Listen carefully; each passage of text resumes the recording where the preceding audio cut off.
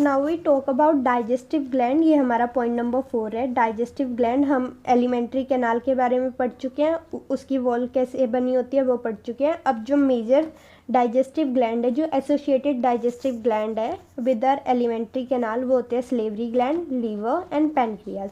Slavery gland के अंदर further 3 type के ग्लैंड्स है। पैराटॉइड्स जो हमारे चीक में प्रेजेंट होते हैं, सबलिंगुअल, लिंगुअल मतलब कि lingual always mean related to tongue. Sublingual means sub means below, lingual means related to tongue, below tongue. Submaxillary और submandibular तो lower jaw. These glands situated just outside the buccal cavity. buccal cavity के अंदर नहीं होते, buccal cavity के बाहर होते, just outside. Secrete salivary juices into the buccal cavity. buccal cavity के अंदर secrete करते हैं अपना juices. Then now we come to pancreas. Pancreas कहाँ प्रेजेंट होते हैं? पहली बात तो ये प्रेजेंट होता है in between limbs of C shape duodenum. C shape जो ड्यूडेनम होगी, इसके ये जो लिम्स है इनके बीच में कहीं पैनक्रियाज ऐसे प्रेजेंट होगा, ठीक है। जो पैनक्रियाज है वो कंपाउंड ग्लैंड है, मतलब कि बहुत एक्सोक्राइन भी है, एंडोक्राइन भी है, मतलब इसकी सिक्रीशन बाहर भी जाती है और अंदर भी। इसकी मतलब कि ये डक्ट वाले ग्लैंड्स भी हैं और विदाउट डक्ट भी इसकी सिक्रीशन बाहर जाती है। एक्सोक्राइन में क्या काम होता है? ये एल्कलाइन पैनक्रिएटिक जूस सिक्रीट करता है। और एंडोक्राइन के अंदर ये क्या करता है? Secrete hormones like insulin and ग्लाइकोगन।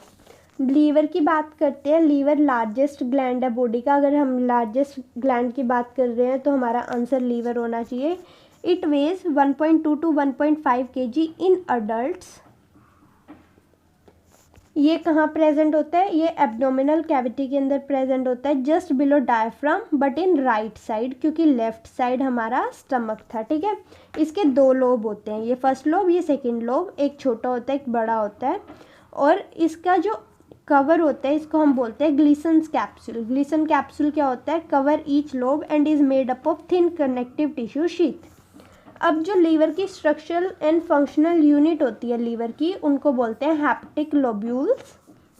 मतलब जो ये लोब्स हैं इनके अंदर लोब्यूल्स बने होते हैं। अब इन लोब्यूल्स के अंदर hepatic lobules have hepatic cells arranged in forms of cord. जो ये हैप्टिक सेल्स होते हैं ये कोड के फॉर्म में, ये हैप्टिक लोब्यूल हो गया। इसके अंदर अगर हम इसका, ये हैप्टिक लोब्यूल है, इसको हम ट्रांसवर्स सेक्शन देखें तो हमें यहाँ पे ऐसे हैप्टिक सेल्स दिखते हैं। जो ये हैप्टिक सेल्स होते हैं ये सिक्रीट करते हैं बाइल को। तो बाइल कौन सिक्रीट करता है? हैप्टिक सेल्स सिक्रीट करते हैं।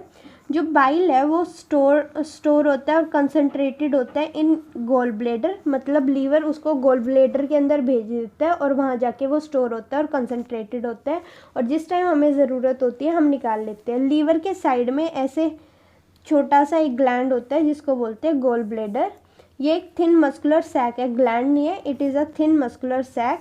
तो गोल ब्लेडर और लीवर कनेक्टेड होते हैं। This is a sign with a connection, मतलब इसके बीच में एक ट्यूब है जिसके थ्रू फ्लूइड मूव कर सकती है। तो लीवर और गोल ब्लेडर कनेक्टेड है, इसी के थ्रू तो बाइल गया ना। यहाँ पे जो बाइल था वो स्टोर्ड और कंसंट्रेटेड इन गोल ब्लेडर था, बट प्रोड्यूस तो हैप्टिक सेल्स ने किया था जो लीवर के थे।